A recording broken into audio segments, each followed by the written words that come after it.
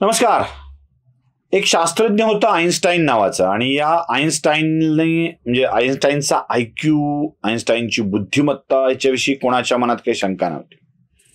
हा कामाला बसला ना आईन्स्टाईन, की त्याला त्याची पाळलेली मांजर खूप त्रास द्यायची. म्हणजे प्रत्येक वेळेला ती दाराजवळ येऊन खुडखुड वाजवायची आणि काम सोडून मांजरासाठी त्याला दार उघडावं लागायचं.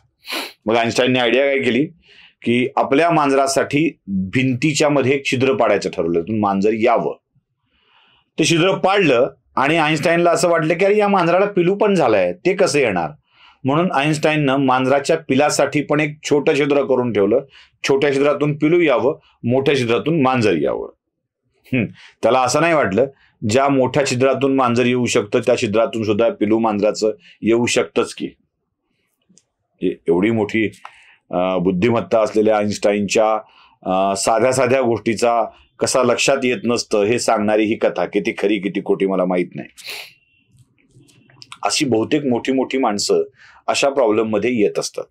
आता उदाहरण बघा ना, WHO चे सल्लागार असलेले आपले उद्धव ठाकरे साहेब, म्हणजे असं म्हणतात की कोरोनाच्या काळामध्ये WHO म्हणजे वर्ल्ड हेल्थ ऑर्गनायझेशन, आता WHO नावाने एक वर्ल्ड हिंदू ऑर्गनायझेशन सुद्धा निघाली आहे बरं का, पण ती WHO वर्ल्ड हेल्थ ऑर्गनायझेशन आहे. त्याचे डॉक्टर्स उद्धव ठाकरेंचा सल्ला घेत होते. अर्थात ही माहिती आम्हाला संजय राऊतांनी उद्धव ठाकरेंच्या घेतलेल्या मुलाखतीतच सांगितली आहे. आता यात एक अडचण अशी झाली की उद्धव ठाकरेंना WHO सल्ला मागायचं, पण आपल्या राज्यातल्या आरोग्याची व्यवस्था काय आहे याची जाणीवच त्यांना नव्हती. झालं असं की ठाण्याच्या एका हॉस्पिटलला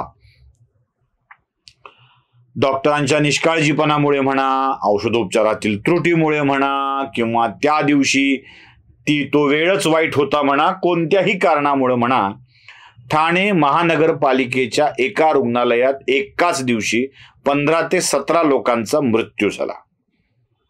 घटना दुर्दैवी आहे, घडायला नको आहे, ज्याचा सर्वतोपरी निषेध करायला हवा. तसा तो सगळ्यांनीच केला, व्यवस्थेचा, सगळ्यांचाच.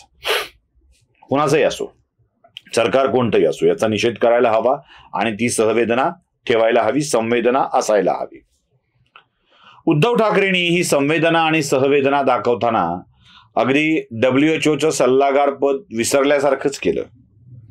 त्यांनी सांगितलं की राज्याच्या आरोग्यमंत्र्यांनी राजीनामा द्यायला हवा. मला हसू यायचं आलं की तानाजी सावंतांच्या वरता इतका राग उद्धव ठाकरे का काढत होते. हाल्या बिमार पखालीला इंजेक्शन असा प्रकार का करत होते, प्रश्न आहे ना. आग सोमेश्वरी बंब रामेश्वरी असा प्रकार उद्धव ठाकरे का करत होते. मुळात या राज्यातील आरोग्य व्यवस्था ही वेगवेगळ्या स्तरावर आहे. जिल्हा परिषदेच्या अंतर्गत येणारी प्राथमिक आरोग्य उपकेंद्र, प्राथमिक आरोग्य केंद्र, जिल्हा ग्रामीण रुग्णालय, जिल्हा सरकारी रुग्णालय, या 4 स्तरातल्या व्यवस्था महाराष्ट्राच्या आरोग्य विभागाकडे असतात. ग्रामीण रुग्णालय, प्राथमिक आरोग्य केंद्र, उपकेंद्र आणि जिल्हा शल्य चिकित्सक यांचं कार्यालय हे राज्याच्या आरोग्य विभागाकडे असतं. यातली प्राथमिक उपकेंद्र आणि प्राथमिक आरोग्य केंद्र जिल्हा परिषदेकडे असतात, पण नियंत्रण आरोग्य विभागाकडे असतं. जिल्हा ग्रामीण रुग्णालय आणि जिल्हा शल्य चिकित्सक सामान्य रुग्णालय, ज्याला सरकारी हॉस्पिटल म्हणतात, त्याचा कारभार सिव्हिल सर्जनकडे असतो आणि त्याचं कंट्रोल आरोग्य विभागाकडे असतं. म्हणजे या 4 रचनेमध्ये आरोग्य विभाग काम करतो. आता आणखी काही रुग्णालय आहेत ज्याला आपण मेडिकल कॉलेजला जोडून असतात, अशी जसं मराठवाड्यातलं अंबाजोगाईचं स्वामी रामानंद तीर्थ रुग्णालय, जसं छत्रपती संभाजीनगरचं घाटी गव्हर्नमेंट हॉस्पिटल आहे ते. हे हॉस्पिटल असले तरीही ते राज्याच्या वैद्यकीय शिक्षण विभागाला जोडले गेलेले आहेत. त्याचा आणि आरोग्य विभागाशी संबंध नाही. अजून एक पद्धत आहे ती म्हणजे नगर विकास खात्याच्या अंतर्गत असलेल्या नगरपालिका आणि महानगरपालिकांची रुग्णालये, त्याच्यावरची थेट कंट्रोल त्या स्थानिक स्वराज्य संस्थांचा म्हणजे मनपाचा असतो, किंवा त्यांची हॉस्पिटल्स ही मेडिकल कॉलेजला जोडलेली असतात. जरी कॉलेज हॉस्पिटल मनपाचं असेल तरी ती जोडलेली असतात ती मेडिकल कॉलेजला, म्हणजे असेलच कंट्रोल तर मनपाचा आणि त्यांच्या वैद्यकीय शिक्षण विभागाचा. उद्धव ठाकरेंनी मागणी करून टाकली, राज्याच्या आरोग्यमंत्र्यांनी राजीनामा द्यायला हवा. मला प्रश्न पडला, वर्ल्ड हेल्थ ऑर्गनायझेशनला सल्ला देणाऱ्या उद्धव ठाकरेंना एवढं कळू नये की राज्याच्या आरोग्यमंत्र्याचा त्या हॉस्पिटलशी कसलाही संबंध नाही, ना त्यांचं नियंत्रण आहे, ना त्यांची भरती आहे, ना त्यांचे लोक तिथं आहेत, ना त्यांचा कंट्रोल आहे. ही प्रशासन व्यवस्था इतकी कोडगी आणि निर्लज्ज आहे की त्यांच्या खात्यावर त्यांचा कंट्रोल आहे की नाही त्यांना माहीत नाही, आणि यांना दुसऱ्या विभागाच्या कंट्रोल ठेवून त्याच्यासाठी जबाबदार धरून राजीनामा द्या अशी मागणी केली जाते. उद्धव ठाकरेंना याचं खरंच पॉलिटिकल महत्व माहीत असतं किंवा राजीनाम्याचीच भाषा करायची असती तर नगरविकास खातं ज्यांच्याकडे आहे त्या मुख्यमंत्र्यांच्या राजीनाम्याची मागणी उद्धव ठाकरेंनी केली असती. काय झालंय, राहुल गांधींच्या सहवासात गेल्यापासून मागणी नेमकी कोणती करायची हेच कळत नाहीये. एक चर्चा अशीच पसरवली गेली आहे, आईन्स्टाईन शोध कसा लागतो बघा, म्हणजे असं भयंकर भयंकर शोध असतात ही सगळी. आणि एक बातमी अशीच अजून एक पेरल्या गेली, जशी सावंतांनी राजीनामा द्यावा संबंध नसताना अशी केली गेली ना, तशीच अजून एक बातमी पेरल्या गेली.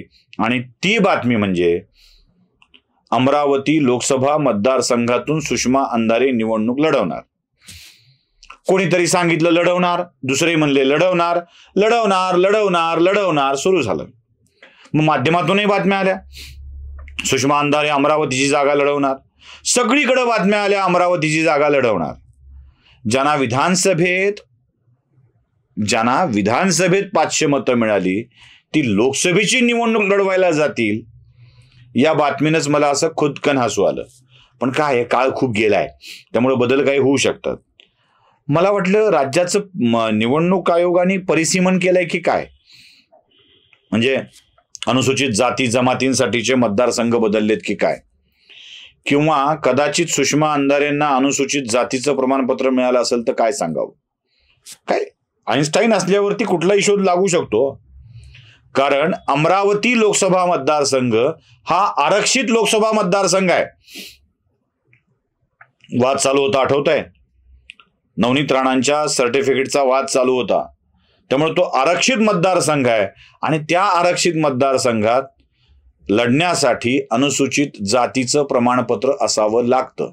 आता हे प्रमाणपत्र सुषमा अंधारेंच्याकडे आहे की नाही हे सुषमा अंधारेंना ठाऊक. त्यासाठी त्या अनुसूचित जातीच्या आहेत का हे तपासावं लागेल. असेल तरच ते शक्य आहे, अन्यथा अशा नवनव्या शोधांना लावून या बातम्या पेरण्यात काय अर्थ आहे हाच प्रश्न मला पडतो. WHO सल्लागार असलेल्या उद्धव ठाकरेंना जसं आरोग्यमंत्र्यांच्या बाबत काय निर्णय घ्यावा ते कळत नाही, मागणी काय करावी कळत नाही, आणि कोणता उमेदवार कुठे उभा करावा यासंबंधी चर्चा कशी घडवावी ते कळत नाही, मग काय होणार आहे. म्हणूनच उद्धव ठाकरेंना आईन्स्टाईन सारखं मानून मी आपलं त्यांच्या संशोधनांनाच प्रमाण मांडण्याचा निर्णय घेतलाय. तुम्ही काय करायचंय ते तुम्ही ठरवा. नमस्कार.